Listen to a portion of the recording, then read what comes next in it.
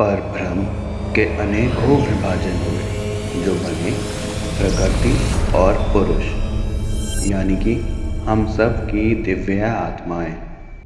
कि भगवान स्वयं मूर्ति में उतरते हैं, लेकिन हम शक्तियां महसूस करके करेंगे क्या? हमारी जिंदगी में आगे क्या होगा हम वो जान सकते हैं।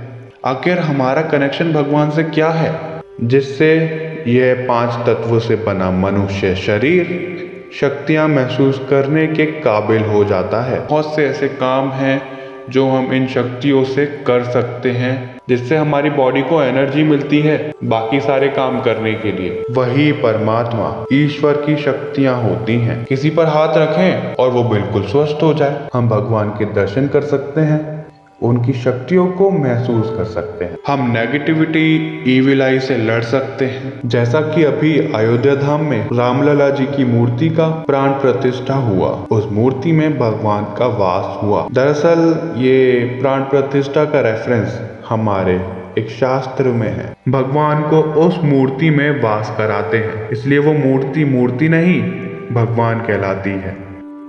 हेलो एंड नमस्ते डिवाइन सोल्स, हम आ गए हैं आप लोगों के लिए लेकर एक नया एपिसोड, जिसमें हम जानेंगे कि कैसे हम भगवान की शक्तियां अपने अंदर महसूस कर सकते हैं। जी हाँ, आप लोगों ने बिल्कुल सही सुना, कैसे हम भगवान की शक्तियां अपने अंदर महसूस कर सकते हैं। तो बने रहिए वीडियो के अंत तक ताकि पूरी जानकारी आप सब लोगों तक पहुंच सके।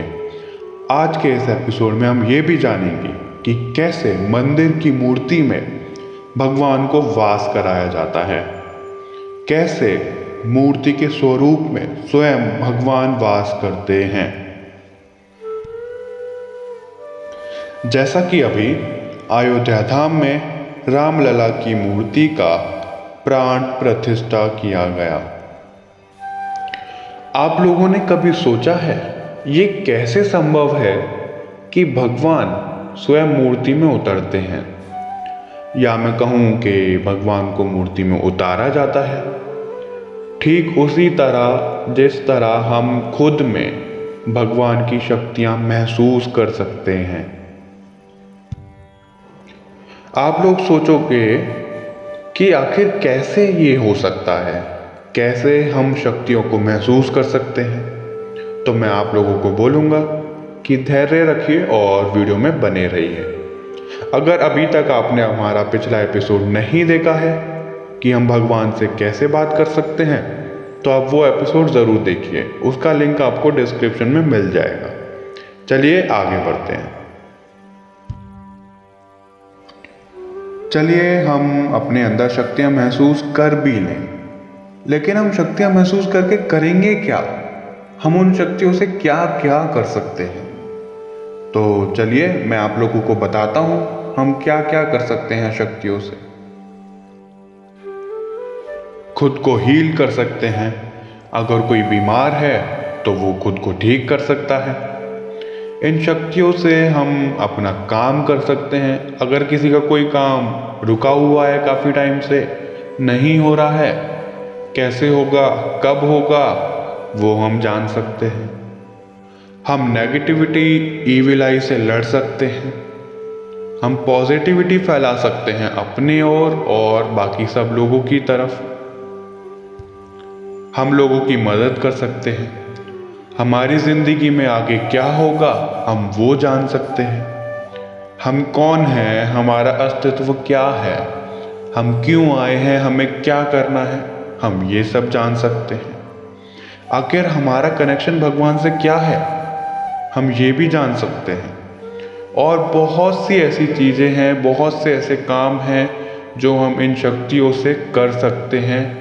तो देखिए, जब तक हम इन शक्तियों को खुद में महसूस नहीं करेंगे तो हम नहीं जान पाएंगे कि हम इनसे क्या क्या कर सकते हैं।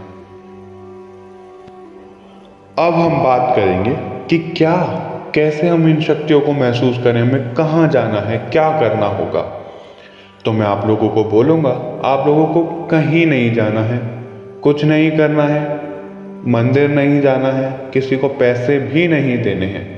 आप लोगों को सिर्फ एकांत में बैठना है, जहां आपको कोई परेशान ना करे, कोई डिस्टर्ब ना करे और रोके टोके ना। आपको ध्यान करने बैठना है, मेडिटेशन करना है। जी हाँ, ध्यान, मेडिटेशन ही वो जरिया है, वो मार्ग है जिस पर चलकर हम भगवान की शक्तियाँ महसूस कर सकते हैं। ध्यान करने की बहुत सी मुद्राएं हैं जिनके बारे में हम आने वाले एपिसोड्स में बात करेंगे। जैसा कि हमने पिछले एपिसोड में भी देखा था कि हम भगवान से कैसे बात कर सकते हैं। पूरी जानकारी के लिए मैं आप लोगों को बोलूँगा कि पिछला एपिसोड ज़रूर देखें।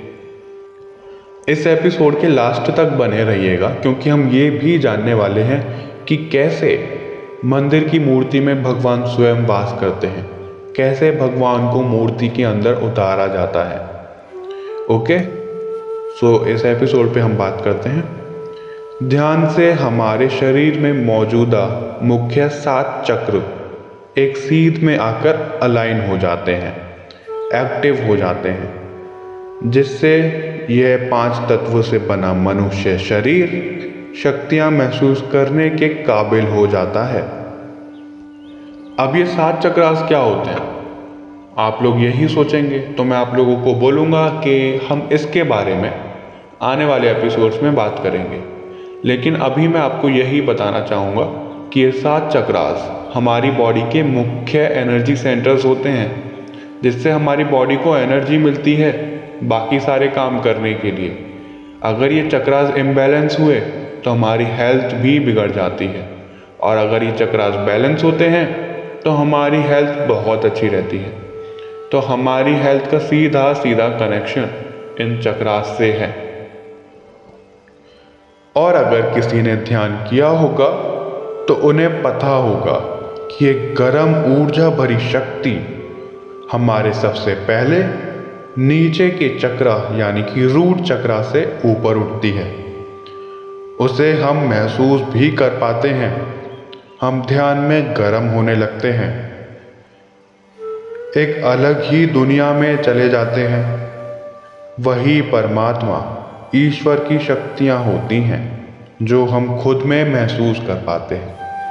अपने हाथों में एक ऊर्जा, एक हीलिंग एनर्जी महसूस कर पाते हैं, ऐसे कि जैसे हम किसी को भी हील कर दें, किसी पर हाथ रखें और वो बिल्कुल स्वस्थ हो जाए, जो कि होता भी है। अगर आपने रेकी हीलिंग के बारे में सुना होगा तो आप लोगों को पता होगा कि उसमें परमात्मा की शक्तियों को खुद में उतारा जाता है और सामने वाले को हील किया जाता है। ऐसा क्यों? क्योंकि हम सब भी उस परब्रह्म, उस परमात्मा के अंश हैं। हम सब भी भगवान हैं। ध्यान रखिएगा, मैं भी बोल रहा हूँ, मैं ही नहीं बोल रहा। हम सब भी भगवान हैं। ध्यान में हम स्वयं ईश्वर के स्वरूप के दर्शन कर पाते हैं, क्योंकि असल में ईश्वर का कोई स्वरूप है ही नहीं। ईश्वर तो निराकारी शक्ति, ऊर्जा है जो हमारे साथ हर पल हैं, लेकिन हम उन्हें देख नहीं पाते हैं, महसूस नहीं कर पाते हैं। इसलिए ध्यान में हम उन्हें बहुत अच्छे से देख पाते हैं, महसूस कर पाते हैं, उनकी शक्तियों को खुद में उतार पाते हैं। तो अभी तक हमने जाना कि कैसे ध्यान, मेडिटेशन से हम भगवान के दर्शन कर सकते हैं, उनकी शक्तियों को महसूस कर सकते हैं। अब हम जानेंगे कि कैसे भला मूर्ति में प्राण प्रतिष्ठा से भगवान का वास होता है, भगवान को मूर्ति में उतारा जाता है। जैसा कि अभी अयोध्या धाम में रामलला जी की मूर्ति का प्राण प्रतिष्ठा हुआ और उस मूर्ति में भगवान का वास हुआ। दरअसल ये प्राण प्रतिष्ठा का रेफरेंस हमारे एक शास्त्र में है जिसका नाम है पंचरत्न अगम शास्त्र। अगर आप लोग चाहें तो ये ऑनलाइन भी पढ़ सकते हैं। चलिए आप लोगों को शॉर्ट में बताते हैं। जैसा कि हम ध्यान में अपने अंदर भगवान की शक्तियों को उतारते हैं, ठीक उसी प्रकार से एक ऐसा व्यक्ति जो बिल्कुल निश्चल, प्योर, शुद्ध हैं।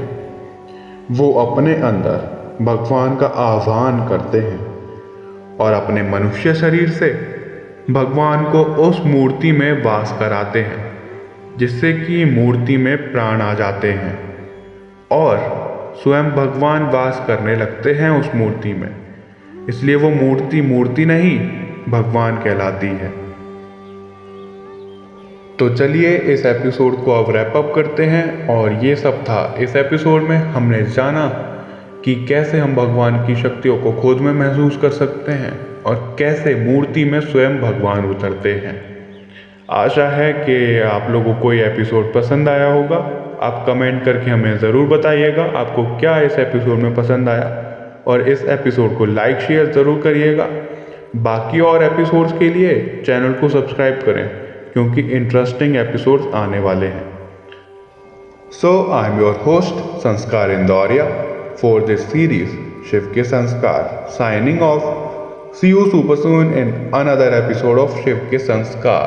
Bye bye, take care, love you all divine souls.